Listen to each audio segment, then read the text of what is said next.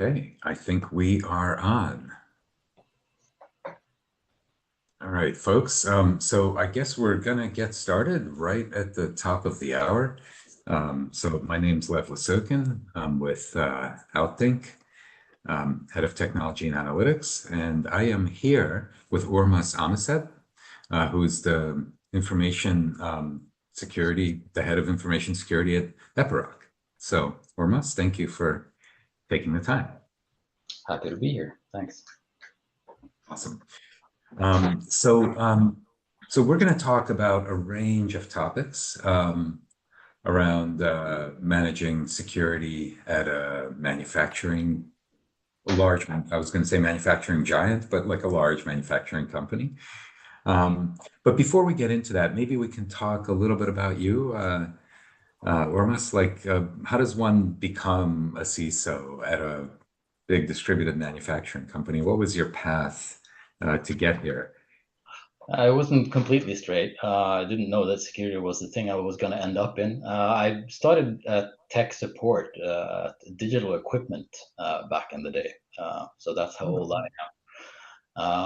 So I was working with PC integration, networking, that kind of stuff. But then there was a bunch of us working at the same company who decided to start our own consulting company. And 2 years later, we bought a company that sold software, and among that, IT security software. So that's when I started dabbling more with security, but realized quickly that there was a lot to do on the information security part. So there was something called British Standard 7799, which eventually evolved into the ISO 27000 series that we started working with and helped customers doing risk assessments, developing their security policies and stuff like that. So after a couple of years, I decided to leave my partners in the company for many, many different reasons. And I took on the role as a CISO at a company called Delaval in Sweden, which is also an industrial manufacturing company, where I spent a number of years as the information security manager there. And then I moved on to Clas Ohlson, which is a retailer here in the Nordics, where I was the CISO for 3 years. Then I had a short stint on the dark side of consulting for 3 years before I ended up at Epiroc, where I am now. I've been here for now a little over 3.5 years and having fun still. Amazing. So you've seen, so you're a former techie from DEC. That's cool. But you've seen security from a lot of angles then, retail certainly, and in consulting, probably a few other industries. What's interesting or different about security in a manufacturing environment? I mean, we have the same different challenges like very many other companies have. I mean, we have an ordinary attacks on the information systems, if you will, like for instance, ransomware, third-party risk that everyone has to deal with, legislation, regulation, that kind of risk that always pops in. And a lot of companies, I guess, have IP, intellectual property that they need to protect as well. But the more unique threats for manufacturing would then be operational technology in our production facilities, for instance. That's a tough one because they are so different, IT and OT. And then you have supply chain interruption, those kinds of risks that could be cyber related or not. But since we also we build a lot of stuff that ends up as operational technology with our customers. And we also have a lot of software developed in this. So another risk for our part could be that we need to do product recalls due to cyber vulnerabilities in our stuff. So those are risks that you don't see so much if you're not in the manufacturing side. I remember reading a stat recently that the automotive industry is now the biggest software industry in the world. This was a few years ago. I don't know if it's still true. But when you talk about developing software as part of your product, is that like in your world, is it a significant part of the product, or is it just sort of a small bolt-on that's just kind of Depends on there? the product, I'd say. I mean, we have a few hydraulic attachments and stuff like that, not so much software with that. But generally, we're looking to create the autonomous mining or the autonomous mine, where you don't have any people down there.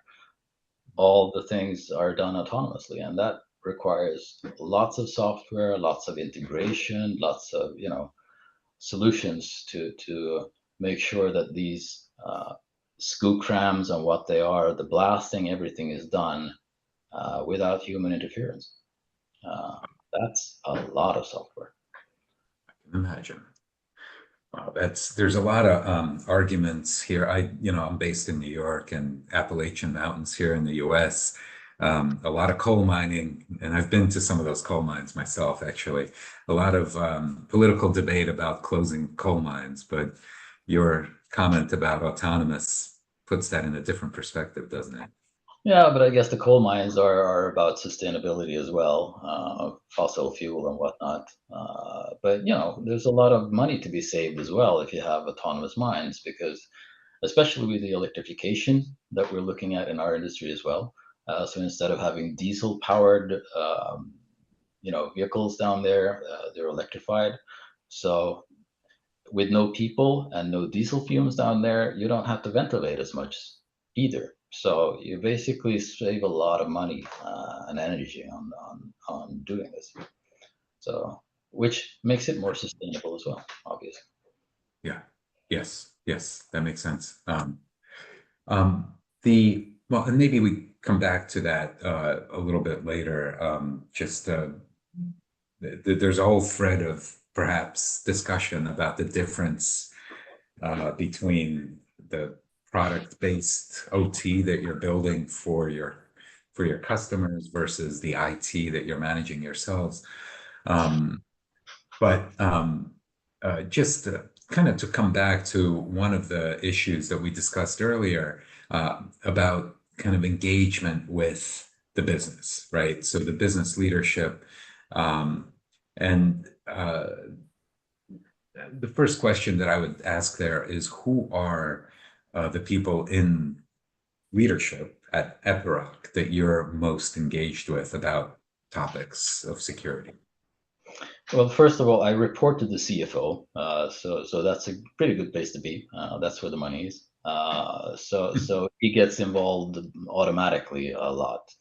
But we also have a very good CEO who's involved and understands the need of information security and cybersecurity in the company. So, but apart from that, I also have an information security council with representatives from the different divisions in the business and certain central functions like HR, legal, and compliance. And they are my sounding board for when I start doing new stuff, writing new policies and things like that. They can make sure that I don't do anything, that would be stupid for the business. So because whatever you do, you don't ever want to stop the business from doing business. Uh, so you need to make sure that they just do what they need to do, just in a secure way. So the Information Security Council is a good one. Then I try to engage with different business leaders around the company. I mean, we're very international. We do business in like 150 countries. I don't know exactly how many countries we have offices in, but I do try to travel to our different sites.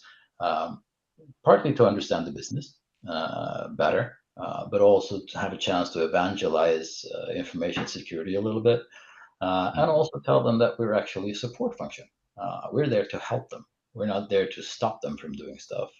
We're just there to help them do it the right way or the best way they can, but securely. So those are important things. And we also have regional IT managers in different regions around the world that we have that are like our extended arm. They're also security champions, part of IT, just IT champions, but also security champions that help us. Hmm. So Okay. there's lots of different kind of interfaces towards the business, and I try to keep them all working all the time because you can never have too little contact with the business. Hmm. Much. Sorry. Right. Right. Yeah. You can never overdo it. No. Um, so do you find like with the Information Security Council or the business leaders that you work with out in the field, um, how would you characterize their level of understanding or support for information security? It differs wildly, of course. So Okay. some some understand it very well, and of course you have the people that, oh, security, yeah, well, that's an IT issue. You should talk to John over there, uh, and that's where you need to get into the coaching stage. How you tell them that no, this is actually your responsibility, because we've seen a lot that they kind of try to just delegate it to IT locally. Uh, Mhm. and we can't do that. We can't have them do that. So cybersecurity also, I would say, is a lot of it. It's a sales job. You need to make them understand that this is important and what's in it for them. So if you don't mind, and we didn't talk through this before, but just to put you on the spot a little bit, like if I'm one of these I don't know, field business leaders like in some country in the field and I'm like, yeah, I've got IT guys that handle that. It's not my problem. Like what would you tell me to try to get me on board? I would start talking about what kind of information you're using from on a daily basis. How would what would happen with your business targets if that information was wrong, leaked, Hmm, not available? see, What would happen to your business? So basically, hit them where it hurts, if you will. But uh, that's a bad way of phrasing it. But if it Yes. affects Yeah. their business targets, it's going to be a bad thing. Uh, and usually, if you talk to someone for a while, they're going to figure out that, yeah, well, this information is actually crucial for me to be able to do my business. And then you can start gearing the conversation into something different. Hmm. Well, I think hit them where it hurts is actually the precise way of putting it. That makes a lot of sense. Um, yeah, because if unless you start to think about it, you probably, I mean, most of us would not be aware of what the potential impact because everybody understands that we could get breached, we can get a ransomware attack, um, that could happen, and so that's but the likelihood of that happening seems remote, right? So Until and it happens, yeah. But that's the thing also. I mean, you need to train people in security awareness and all that kind of stuff, so they understand the risks and try to work against them. But at the same time, you need to have this safety net underneath with technology as well. So you need to have a really good EDR client agent on your endpoints and stuff like that. So when people make mistakes, because they're inevitably going to make mistakes. Everyone does that. Even security professionals sometimes click the wrong link because they're tired. It's Friday afternoon. They just want to go home. Stuff happens. And then you have something underneath that can actually pick you up when you fall. mm, Uh, that makes sense. Um, And just, I'm going to make a little procedural announcement to the folks that are listening that I probably should have made earlier in our session. Apologies, Ormas, but so there should be a Q&A button that you have, and we encourage everyone to use that liberally. And if you have comments, questions, or thoughts that you want to share, we'll incorporate them into the conversation. That's the benefit of recording these live. So feel free to dive in for everyone else that's on the call. Um, excuse me. But yes, that's uh, yeah, that is kind of an issue that at any point anybody can make a mistake, and all that, as we know, all the hacker needs is for one entry point, and then uh, and then something can happen. Um, so one of the issues that we hear, and you kind of alluded to this before, that you kind of come with a message of, hey, we're here to enable, not to prevent. But one of the issues, and we hear a lot about is security friction or control friction, right? So when you have certain controls, they kind of get in the way, and and they can get bypassed, or often are bypassed in order for people to do their job. Um, is that something that you see a lot of, or have seen a lot of in your travels? Um, It's always there. Somehow. If they can't find a functionality that they need within the existing IT environment, for instance, it's so easy to fix it today. You just pull out your credit card and you go out and buy a software as a service. Uh, and then you mm, need to have to stop that kind of stuff, you need to have a very strict policy with your CASP or something to be able to stop things. And you might not always want to do that because they usually, I mean, it's a business need somewhere. Uh, but I think mm, one of the more important things is and that's why I'm trying to tell everyone I'm a support function. We're there to help. What is it you need to do? So how can I help you do that in a secure way?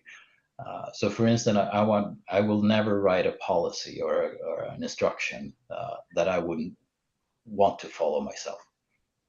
So, mm. uh, Sounds because like a you can good have principle. draconian policies and stuff like that, and people are going to do whatever they can to bypass them, and then you're creating friction from your side. So I think that's the most important part. And then try to when you find the more maverick kind of stuff happening, try to reel that in. Okay, how can we make this part of our IT environment, or what you're trying to do, we can actually do in a secure way here. So could you please use this solution instead? Or if we don't have it, well, maybe we take their solution and incorporate it in the IT environment to make sure that people can do whatever they need to do. So Mm, there's not a single answer for everything, but be humble to what the business actually needs to do. yeah. No, that makes sense. And we recently published some of our own statistics from the data set that we've collected, 4 million learners, et cetera. 39% of our sample reported a high degree of control friction. So it's not an insignificant number. It's not an insignificant issue. How do you go about detecting that control friction? I mean, you can't be everywhere. I mean, if you got 100, 150 countries, all these locations, 20,000 people, what's your current way of trying to see where that's happening? Uh, I try to talk as much as I can to different departments. So we pick quite a few things up through the service desk, for instance, where we can hear complaints on what's going on. Mm, Also, I work closely to our internal audit department, and they can also usually tell you if something's going on out there when they're doing their audit around the world. So it's not easy, but of course, also try to find logs through the IT department and see what's going on there. yeah, we have a little bit of background noise going on here. So it looks like my little service announcement kind of took some effect. So we have a few folks chiming in with some comments and questions. So Matthias here is asking, since remote work is more popular, how do you ensure employees have correct security set up at home, remotely? Well, that's actually part of the security awareness trainings that we do as well. How do you make it more interesting for people? And that's also tying into what happens at their home. How do you work with social media? How do you connect to different things at home? So try to make them create a more secure home environment. And then, of course, on your laptops, we have the typical security software solutions. So VPN clients and whatnot to make sure that two-factor authentication, so the right person comes in with the right device. Okay. Okay. Well, there's a fair amount of, I guess, control that you can exert through there. Mhm. Um, so let's see, there are a couple of other points here. And I apologize for the background in New York here, as I've mentioned. How do you communicate? This is an anonymous person. How do you communicate with employees? And we haven't covered this point, so I'm glad somebody is asking about this, who don't live in the digital world as much as we do. So, for example, employees in factories or logistics. That is a very, very good question. Good question, because that is a headache to reach all these people. Of course, we do it through managers. So we ask the managers to also, send out the information security message when they have their stand-up meetings in the mornings. Uh, but it's really hard to control that kind of message, because if their shift leader or manager is not engaged at all, then that's probably not going to happen. So what we're going to try to do now is use a functionality, because I mean we use OutThink, and there's a possibility to use their employee number to get in from basically any computer into the security awareness trainings that we give out. So that's one way that we're going to try to reach them better in the future.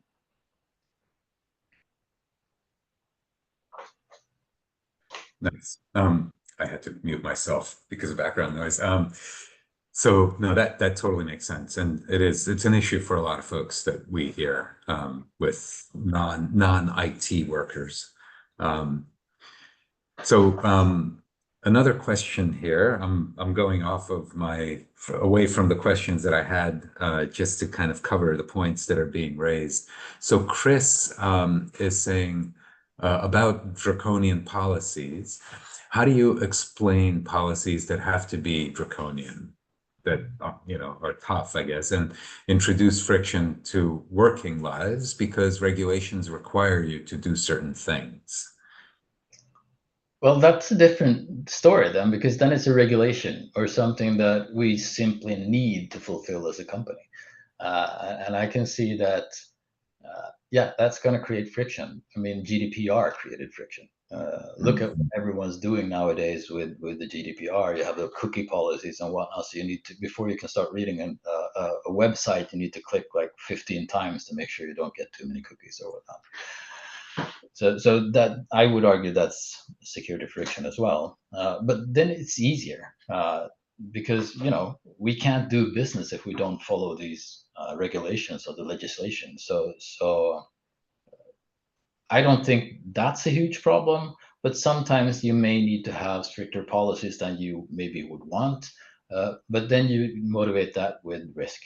You know, uh, the risk of us getting hit by something really bad goes up, and that's going to cost us this yay much money or something like that.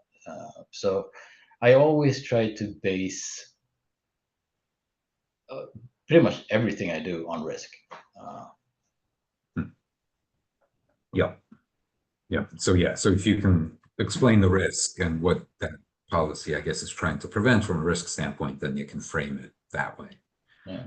Not everyone's going to accept that because some people just don't want to understand, or don't, they just see the friction and they don't want to do anything about it. But that's, that's something that you're going to find in every organization. Hmm. Yeah, The best that thing makes you can sense. do is just try to explain why we're doing it. Are you guys heavily regulated, actually?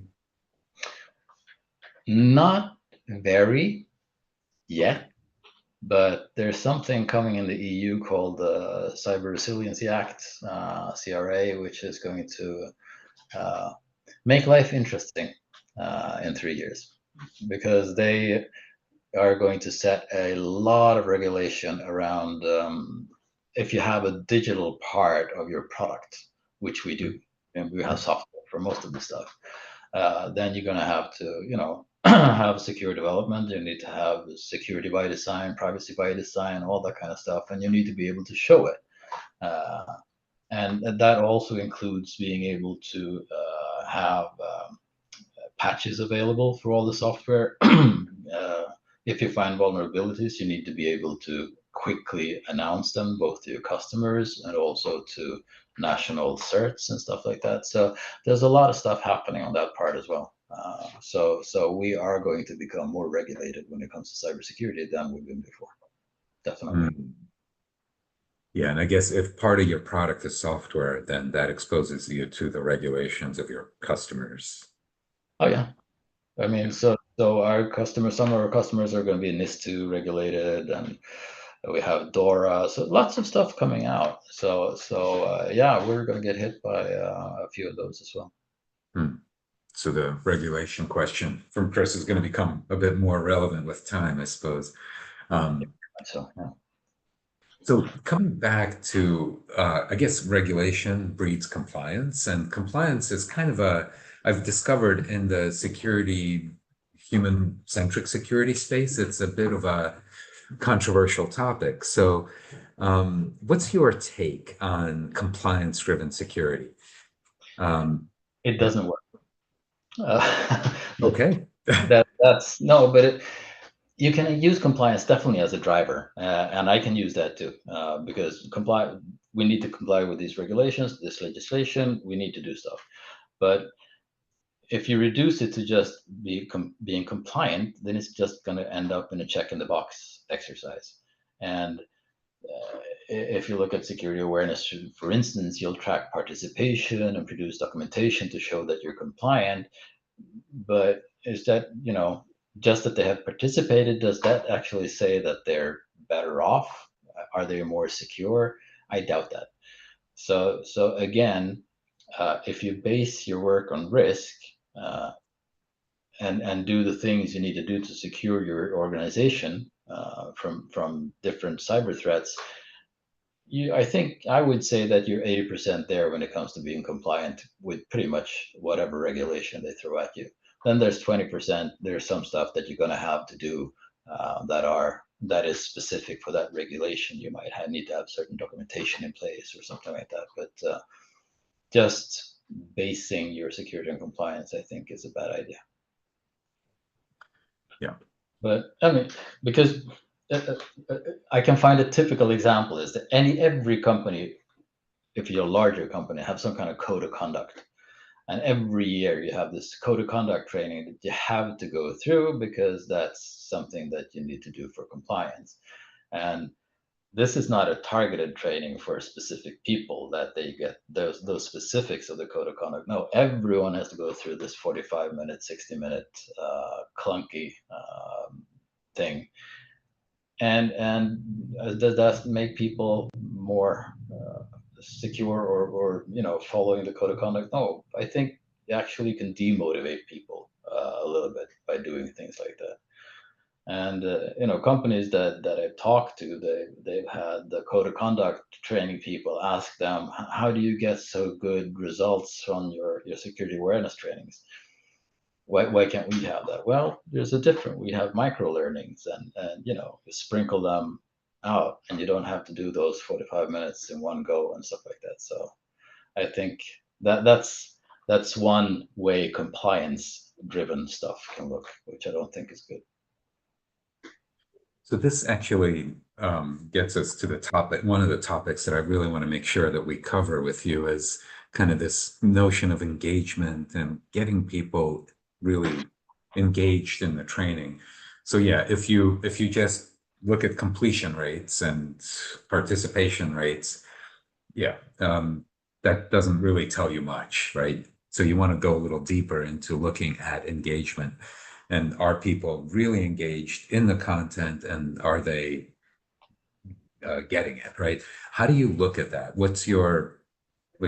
How do you know that people are engaged with the content?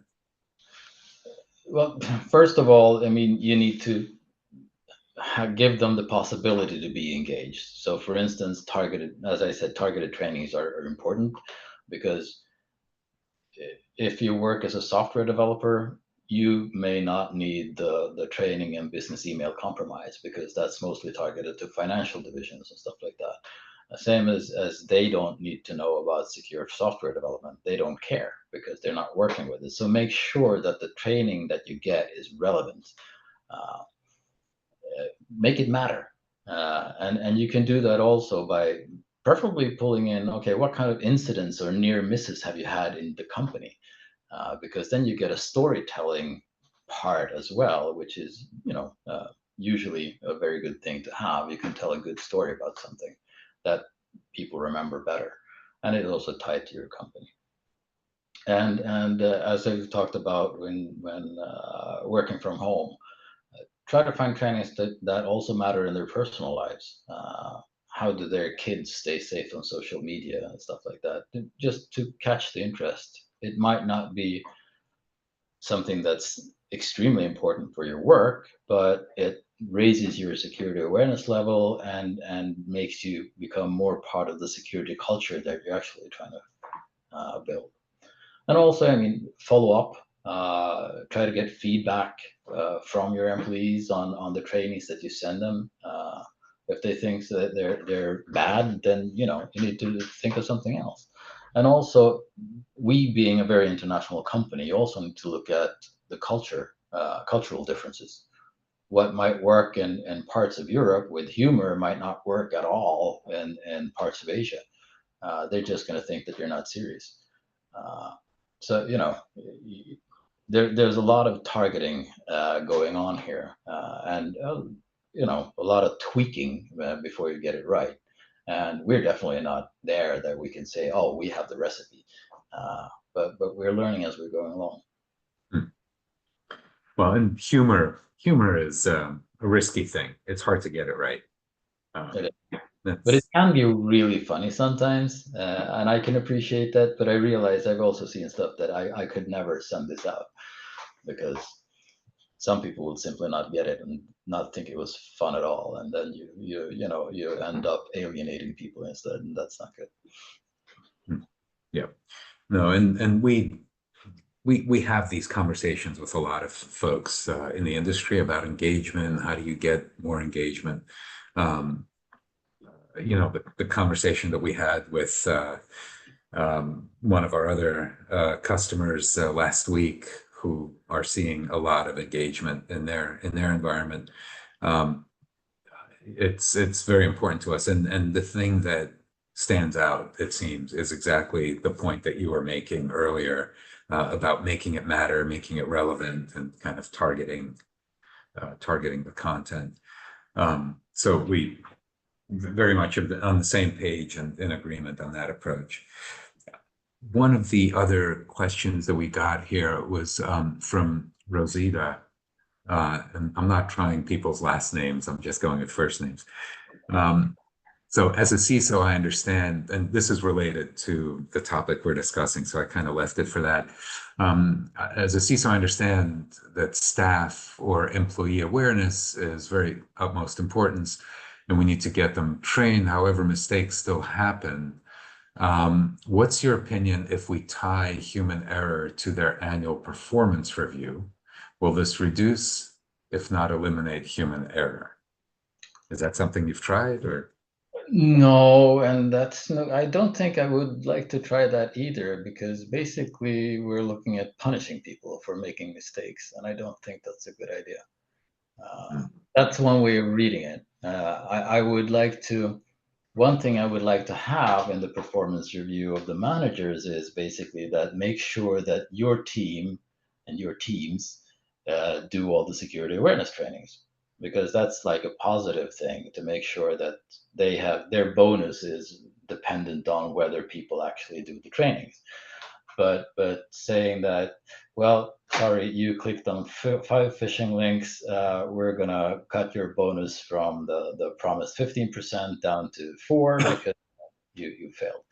I think that would be very bad. And that's not the way you want to do it either, because I mean, I've talked to another company here a while ago, and they are using uh, when people make mistakes and have like a higher risk score, if you will, they actually do personal trainings with these people. So they have one-on-one trainings, which I think is brilliant, because then you actually have a chance to explain, okay, this is what happened, and not in a condemning way, This is what happened. This is the either it was a real incident and this is what happened, the results of it, or this is what could have happened if we hadn't caught it on time, or this is the mistake you made. And in the future, if you think like this, then you raise their security awareness. They get very much, hands-on advice on exactly how to become better. I think that's try to keep it positive, because if you turn it into something negative, punishments, I think you're going to hurt yourself and your program. Hmm. That makes sense. Makes sense, and very much kind of aligned from our standpoint as well. And we, as you know, we collect a lot of metrics and human risk intelligence, and our goal is always to be, um, to kind of start with the premise that everyone's trying to do the right thing, Yeah. and we're just there to help them. Um, so speaking of metrics, and actually, so like, yeah, if we're not going to talk about putting metrics into evaluations, but there are some CISOs that we work with that are looking to, and who are just interested in putting risk metrics into other sort of risk-based decision processes. So, for example, into the access control system, right? So that you'll have kind of like a human risk score that Mm. pops up as part of that system, so that when you're decisioning who to give admin access rights to or higher access rights to specific PII or data, you have that information handy. What's your take on using human risk scoring in that way? I think,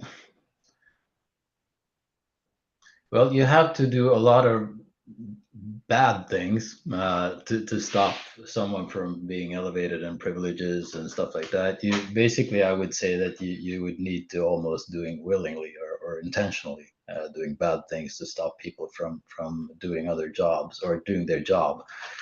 Hmm. Uh, but it could indicate that you would really want to have a very special session with this person before you give them more privileges. Uh, so, but I think in the future you're gonna have to collect all this data from all these different kinds of sources to establish some kind of risk score or and basic behavior patterns for people, so you actually see when something goes the other way.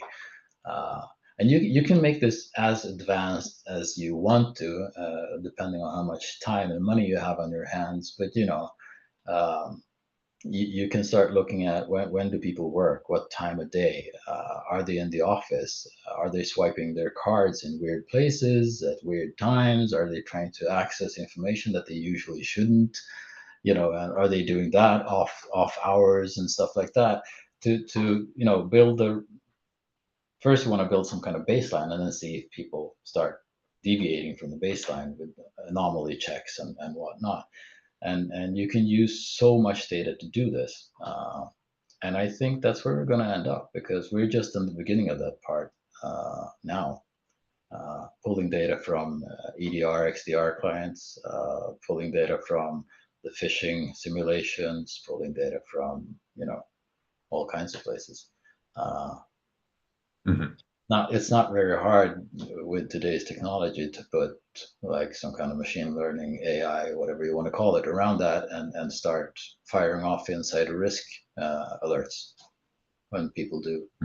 Doesn't have to be malicious even. It's just if someone does something by mistake, then you can catch it fairly quickly. Yeah. Yeah. What's the one topic that comes up in these conversations frequently is data privacy and trade unions, workers' councils, and the kinds of resistance that you might encounter. And I know you deal in a lot of different countries. Some are probably more sensitive than others. Oh yes. Um, what's your kind of take on that question about data privacy when you start putting these kind of profiles together? You need to work very close to HR and legal, basically. So we have a vice president compliance, who's someone we talk to very much as well. They also have, I mean, on the legal department, we have a data privacy manager. to handle the GDPR or privacy regulations generally, not just GDPR. And HR, of course. So it's a balance. You don't want to start mapping people out too deeply because, especially as you said, workers' councils in certain countries are more fierce than others. So it's a balance. You can motivate a lot of the stuff from a security point of view to protect the company, but you can't go too far because then it's you don't want to become the creepy employer. Yes. Reminds me of a movie about Google called The Creepy Line. Uh-huh. There's something there that we all kind of are creeping towards um, in the social media realm as well. No, that totally makes sense. And of course, being an employer that is attractive is something that is certainly a consideration for somebody in the senior level like yourself. Definitely. Because if you try to lock everything down to a degree, or do too invasive investigations and stuff like that, I wouldn't want to work here either. Right. Fair point.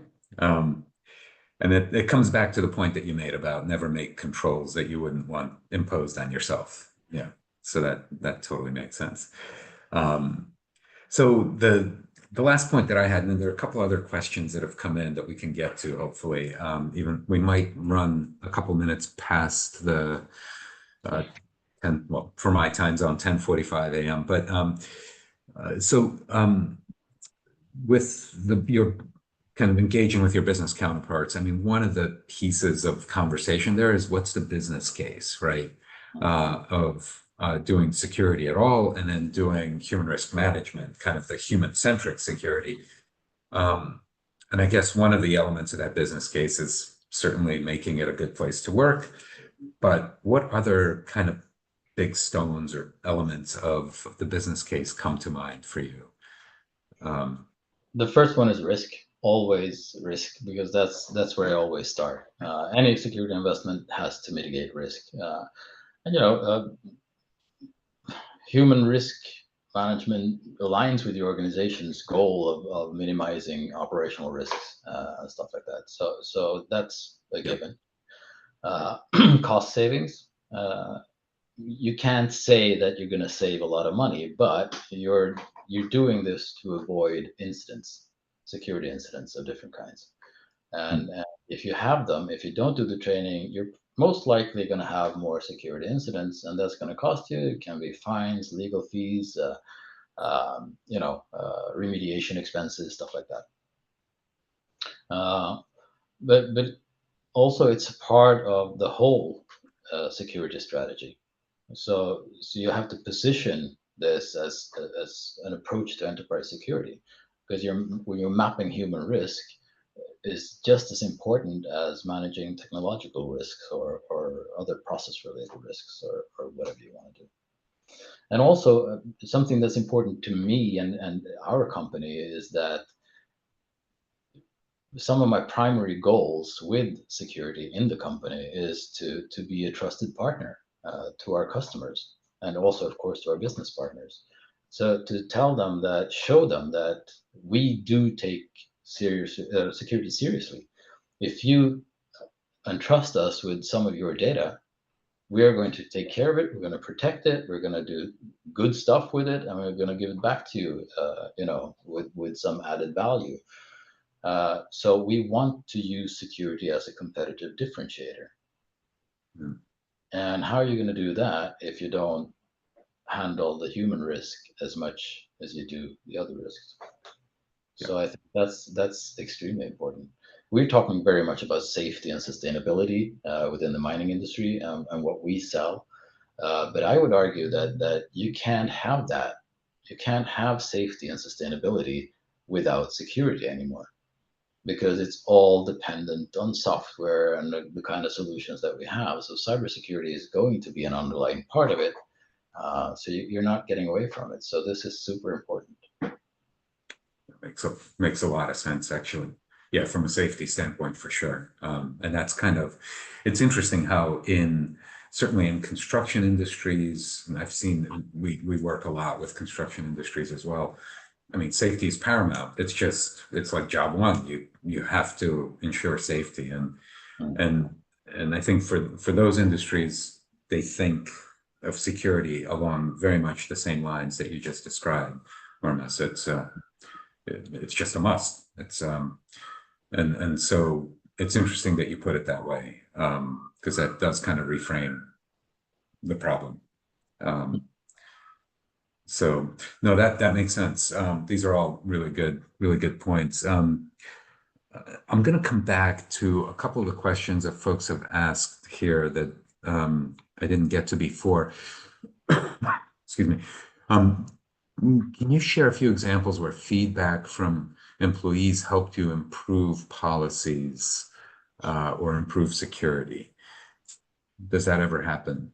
Um, Absolutely. I mean, I've a couple of times when I've started at companies, then I've looked through, okay, what are we blocking? What are we trying to, what kind of security controls do we have in place? And you know, talk to people and hear that, well, this is driving me nuts. I can't work properly from home or something like that because, you know, you're blocked too much stuff. So mm, I've actually removed security controls several times because they don't make sense. Someone put them in because they thought this, yeah, we're going to have really high security. That's important. But basically, you're stopping the business from doing things, and that's really bad. So yes, definitely change technical controls. Um, we actually, based partly on feedback from our employees, we also changed our security awareness platform vendor. So that's why we've gone to OutThink now, because the previous one was, you know, we received bad feedback and we realized, yeah, this is not as good as we thought it was going to be. They didn't keep their promises at that point. mm, mm. So yeah, Yes. several. Also, as I said, I use the Information Security Council to as a sounding board for my policies and stuff like that. So Mm. right now, I've received feedback on the information security policy. Can you change a little here, change a little there? And yeah, some of the things make absolute sense. So then I can, you know, help the business by tweaking some things a little bit. Right. No, totally makes sense. And the last question that's on here, um, it's from Andre. And I know you're just, I believe, getting started with OutThink, but Andre is asking, have you seen an improvement in behavior, knowledge, and awareness since using OutThink? Well, Um, as you said, we're pretty much in the beginning of it, so I can't say that I have any numbers on anything like that yet. It's a little bit too early, but we definitely see that we have a better chance of doing a better job with OutThink than we have with our previous vendor. Definitely. So, sorry, Andre. I wish I could give you a better answer there, but I can't at this point. that's perfectly good. Um, and I think that's a great place to end it because it's sort of a segue to saying that perhaps we can get back together in 6 months or something like that and talk about what has happened and how things have gone since Absolutely. since this summer. Sounds good. Well, it's wonderful to have the conversation, Ormas. We really appreciate it and appreciate your time. And of course, appreciate everybody else joining for the live session. Um, and I think we are good and we can call it a wrap at this point with that. And we're going to make the recording available and send it out to everybody who joined so that they can take a look at it at their leisure. So again, thank you, Urmas, for your time. Thank you,